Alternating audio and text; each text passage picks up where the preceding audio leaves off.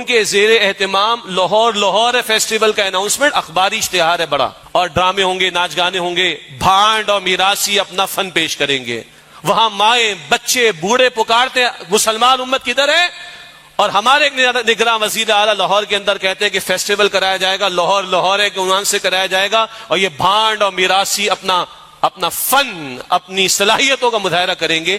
ڈوب مرنے کا مقام ہے، بغیرتی کی انتہا ہے.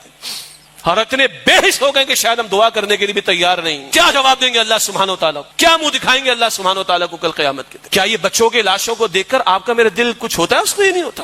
کو آنسو بہتے ہیں؟ آپ اور میں صاحب اولاد ہیں کہ نہیں؟ وہ ہمارے بچوں کے طرح بچے نہیں جو شہید ہو رہے ہیں. خدا کی قسم 2 دن سے بڑی پریشانی، 700 لاش ایک دن میں دیکھ کر. جائیں تو کدھر جائیں؟ تو ہم تو اپنے حکمرانوں سے کہہ سکتے ہیں، اور میں آج کہتا ہوں یہاں بیٹھ کر اللہ کرے کہ بات جائے.